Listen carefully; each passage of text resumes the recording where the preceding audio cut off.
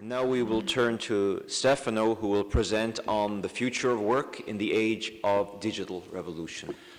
Thank you, Anthony, very much. Many important and relevant things have been said yesterday and this morning, so there is no need for me to indulge in repetition. Allow me, on the other hand, to start with a clarification of the notion of development, a word very much overused today. Now, in its etymological sense, development indicates the action of freeing somebody from the entanglements, traps, and chains which inhibit his or her freedom of action.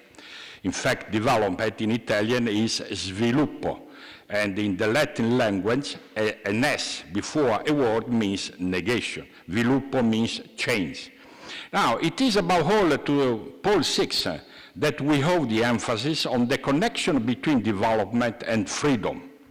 Development as a process of expansion of the real freedoms enjoyed by human beings. If you read the Populorum Progressio 1967, and Amartya Sen, when in 2000 published his book, Development is Freedom, he drew from that document. In the social sciences, on the other hand, the term development indicates the passage from one condition to another, and therefore refers to the notion of change, as when one says that that country has passed from the state of an agricultural society to that of an industrial one. In this sense, the concept of development can be associated with that of progress, but the latter, progress, is not a merely descriptive concept, since it involves an implicit yet indispensable value judgment. In fact, progress is not simply change, but rather change towards the better. And so it implies an increase in value. It follows that the judgment of progress depends on the value which one intends to take into consideration. In other words, evaluation of progress and therefore of development requires the determination of what it is that has to proceed towards the better. The central point to be observed is that development cannot be reduced to economic growth, which is still today the indicator. The GDP is the most commonly one. Actually, this is the original sin of all our trouble, that we use the word development, but we always mean growth. That is the point. In fact, growth is only one of the three dimensions of development. The other two dimensions are the social-relational dimension and the spiritual dimension. However, the three dimensions stand in a multiplicative relation, not an additive one. This means that it is not acceptable to sacrifice, say, the social-relational dimension in order to increase growth, as it is happening today. In a multiplication, even if a single factor is zero, the whole product becomes zero. This is not the case in a sum total, where the annulment of an addendum does not cancel the total. This is, in my opinion, the great difference between the notion of total good, GDP for instance, and of common good, which is the product, not the sum of individual goods. So strictly speaking, it is impossible to speak of integral and inclusive growth, whereas one can and ought to speak of integral and inclusive development. But we keep on using words without a knowledge of their meaning. Basically, integral human development is a transformational project which has to do with the change of people's life in the direction of their betterment. Growth, on the other hand, is not transformative in itself at all. It is an accumulative project, and it is for this reason that, as history teaches us, there have been examples of communities or nations which declined even though they were growing.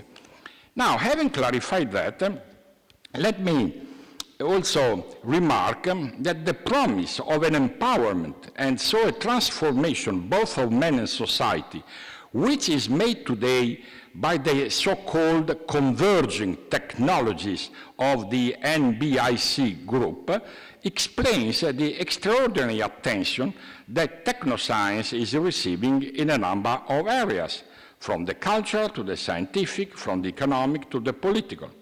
The goal being pursued is not only the empowerment of the mind, and not even just the enlargement of diagnostic and therapeutic capacity, but it is much more, implies, in other words, what has been just reminded a few minutes ago by Toralba, the transhumanist project. Now, we know the history of transhumanism. It was Julian Huxley who coined already a few decades ago the word transhumanism. But after that, I think I agree with Donati when he says transhumanism has nothing to do with neoliberalism. Transhumanism has to do with a religious quest.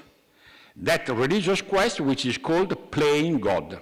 There is a recent book, Playing God. Now, transhumanists, they want to play God.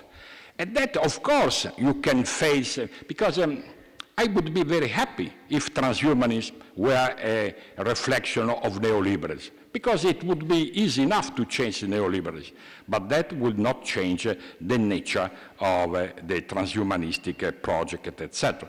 And on this regard, I think that we should pay a bit more attention, because today, at the world level, we are facing these two major projects, the transhumanistic project and the neo-humanistic project.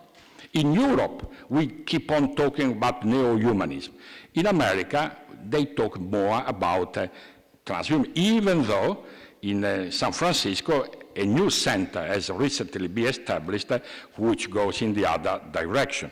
But when the University of Singularity was established, already 10, 11 years ago, if you read what Kurzweil wrote, the director of the research department, that is very clear.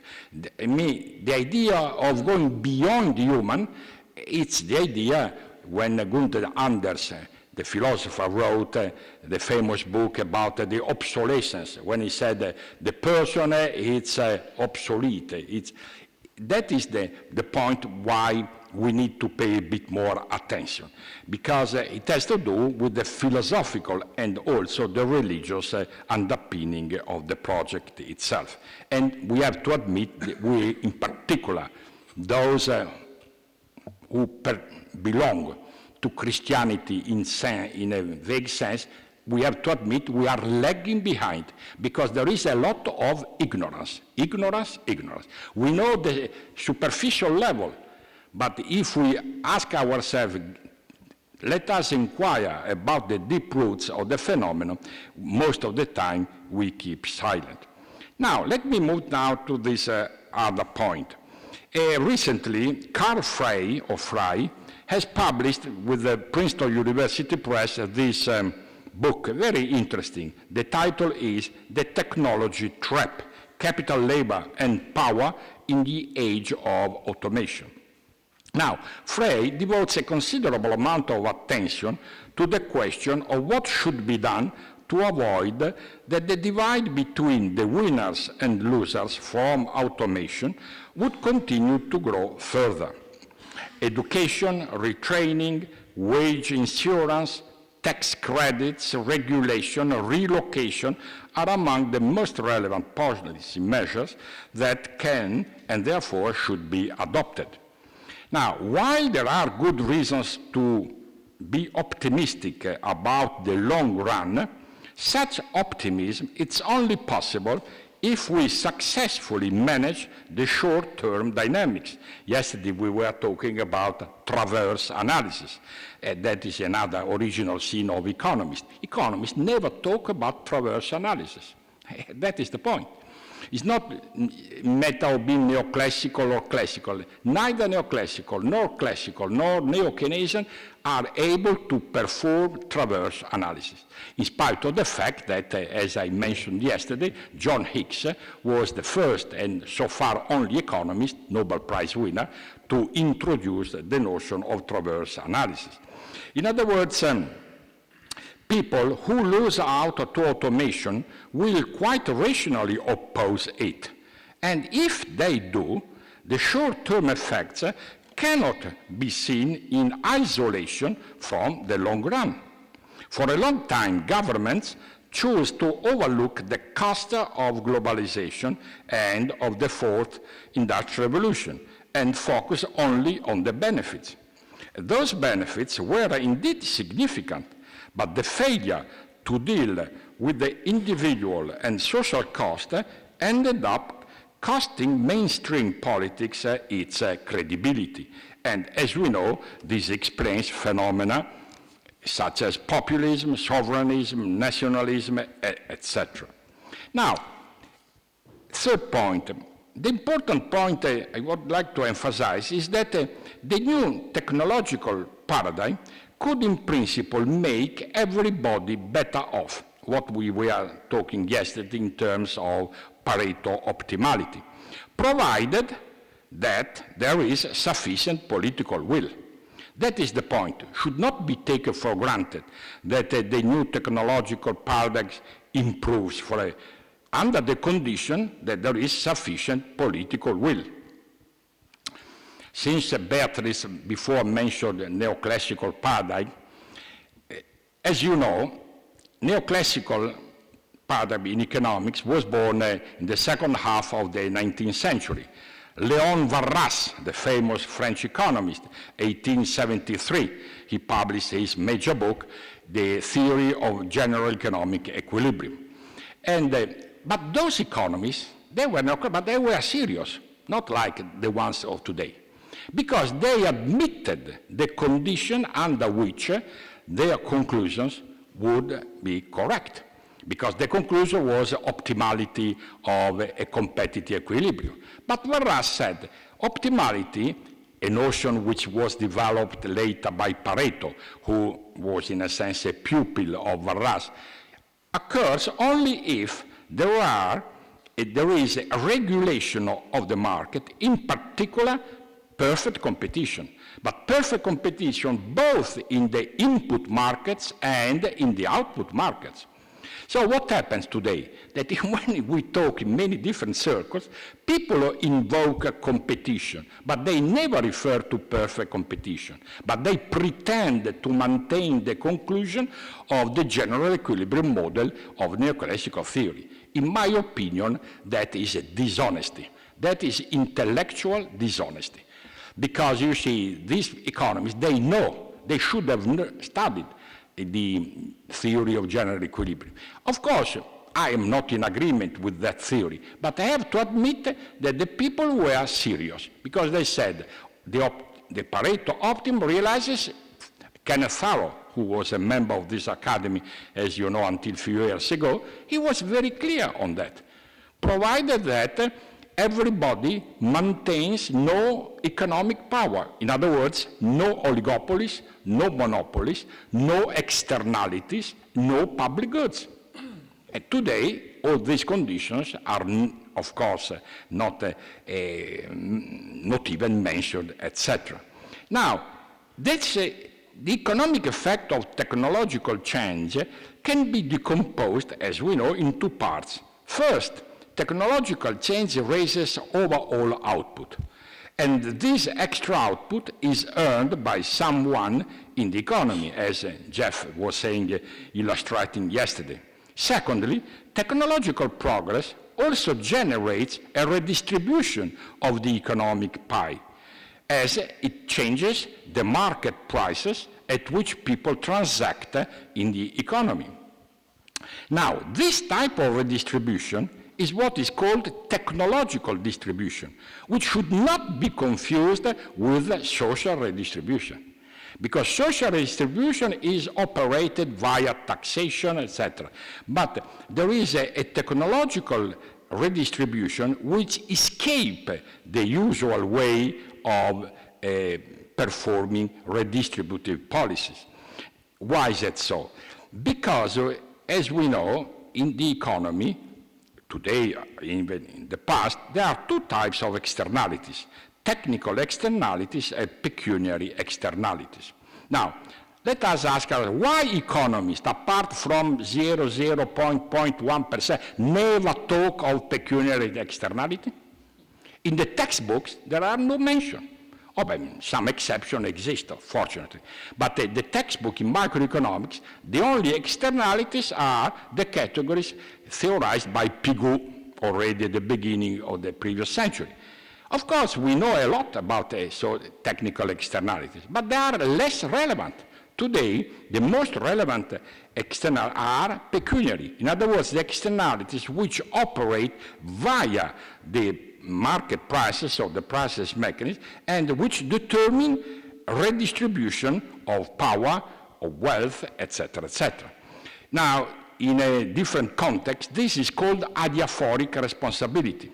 In other words, today, our markets are adiaphoric mechanisms which, in a sense, cancel the principle of responsibility. And that is why, in the case of pecuniary externality, who is responsible? In the case of technical externality, if I pollute, I can say you are polluting and you are responsible.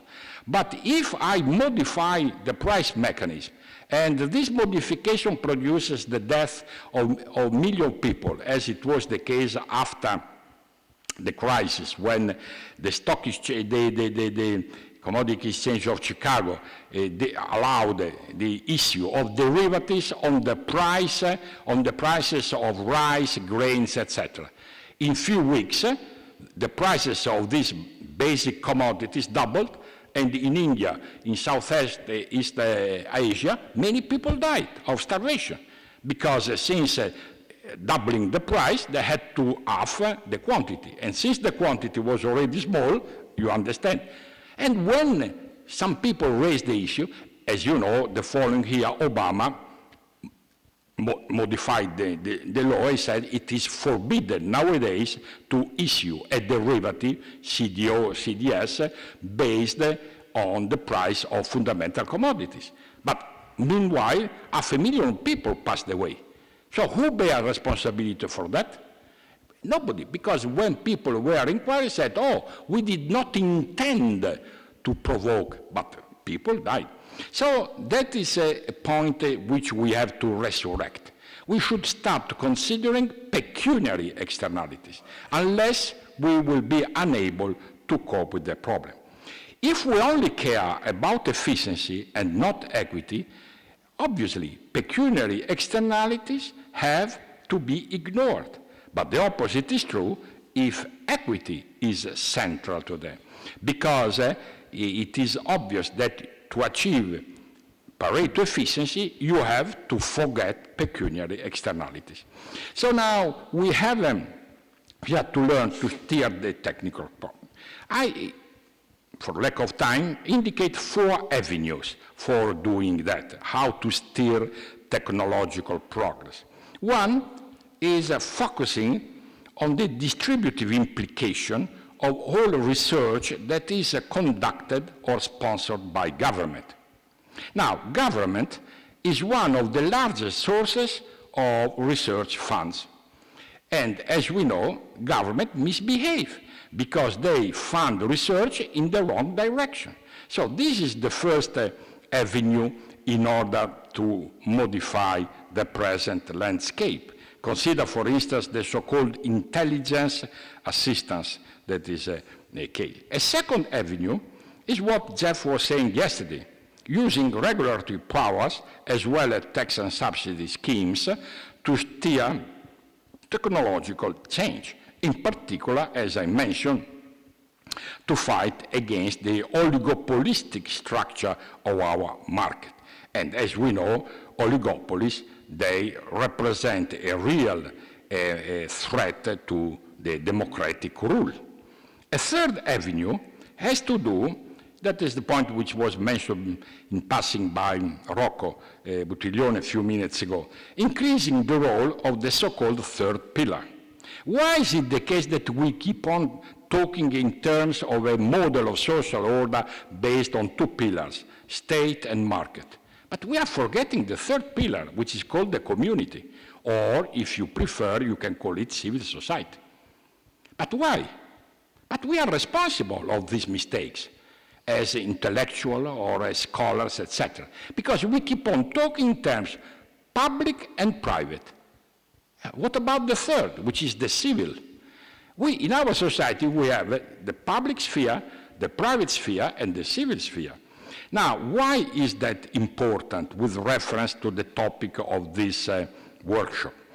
You know the so-called Polanyi paradox. Michael Polanyi, not Karl, the brother. Michael Polanyi was an important American philosopher. His book, published in 1962, it's a masterpiece. In that book, Polanyi introduced the distinction between codified knowledge and tacit knowledge. And the Polanyi paradox, the name was given by author much later, says, we know much more than what we can say. Try to think, it's fascinating. Which means that artificial intelligence and the new tech will never be able to extract from people tacit knowledge. The new machines, they can extract codified knowledge, but not tacit knowledge. In other words, unless we find a way to mobilize the knowledge which is inside of every person, irrespective of the, let's say, cultural, economic condition, it is obvious that no major progress will continue. And on the issue of the third pillar, what is the organizing principle? It's the principle of circular subsidiarity. Because the three pillars, state, market, and community, they have to find ways of regulating among themselves.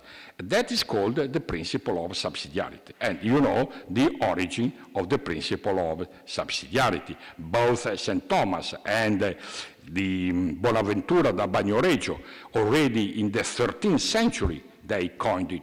And it is sometimes ridiculous that if you talk in Europe the principle of subsidiarity, who created them? The answer is Grotius and Althusius, which is not true. That is a falsity.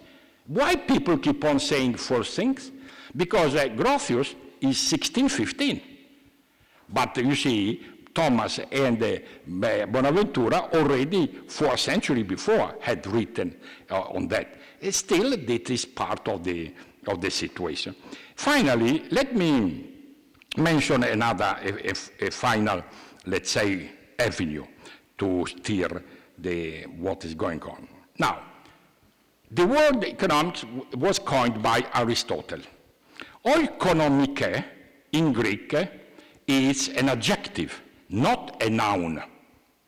And according to the Aristotelian philosophy, nouns express substances, adjectives, accidents. So what was the substance to which the accident oikonomike was referring?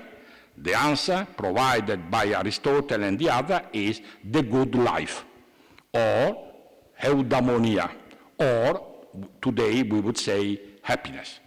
Now, this went on for many centuries. St. Thomas on this is very strict. But when we come to the 17th century, a major change occurred, and about which economists never talk about.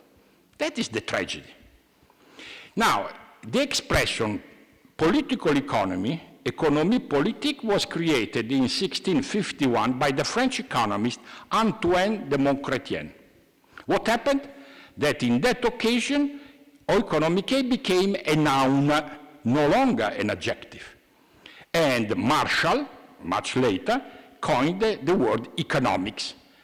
Now, you might say, so what? That is the origin of all our incapability today of coping with our problems. Let me be short of time, be very specific. First of all, this idea of transforming the economic area from an adjective to serve a final end, to a substance, in other words, an end in itself, was reinforced in 1829 in Oxford by Richard Whately. Richard Whately, he had the chair of economics in those days, and he was bishop of the Anglican Church. In the occasion of the inauguration of the academic year, Whately announced a principle which became famous. This is the NOMA principle. NOMA is the acronym which stands for non-overlapping magisteria. The non-overlapping magisterial principle says economics should cut its, let's say, links with both ethics and both politics, because ethics and politics have nothing to do with economics. That is the origin of the reductionist project of which we are suffering. So when today we say we need to reintroduce morality, ethics, of course, but it was like that until 1829. 1829. So that is why economics became a technique, no longer a social science. The technique, as Beatrice was saying before, to solve the problem of allocation of scarce resources. Of course that it's important, but it's a minor problem to allocate scarce resources. Nowadays, we had a lot of robots which can do that. Economics was never that. Was meant to help human beings living in society to move towards happiness. The second consequence of this reductionist stance was that common good was substituted with total good. And that is the confusion between development and growth. And finally, public happiness was abandoned. And in fact, the famous book by Adam Smith is The Wealth of Nations, not, as we were saying yesterday, the happiness of nations. Now, in conclusion, what I want to say is that perhaps unless we start from the fundamentals element, we will never be able, that is my opinion, because it's not at the technical level that we find difficulties in solving the problem. The difficulty is in modifying our conceptual infrastructure. That is the point. Unless we change it, there is, in my opinion, nothing that we can expect. And what is the first element that we must abandon? The anthropological pessimism, which goes back to Guicciardini, Machiavelli, Hobbes, and Manville. Let me read 2 lines of Manville. Now, these 2 lines are at the center of the economic thought. In The Fable of the Beast, Manville writes, I quote, I think I have shown that neither the friendly qualities and the kind feelings which are natural in man, nor the virtues which he is able to acquire are the foundations of society. The latter, the foundations, are what we call the evil in the world.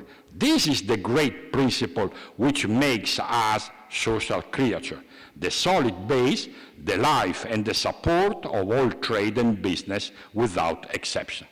Now, we have to admit that economics, after NOMA principle, is based still nowadays on this premise. Of course, most people, they hesitate to quote that, but that is written, that is the truth, because Homo economicus is nothing but the translation into economic jargon of this idea going back to both Manville and to Hobbes. That is why it seems to me that unless we take seriously the issue of modifying the, let's say, the foundations of our discourses, most of the problem cannot be. Of course, we can obtain certain results here and there, but the transformational project Pope Francis is talking about will not be taken. Reformism is not bad, but reformism is irrelevant in period of great transformation like today.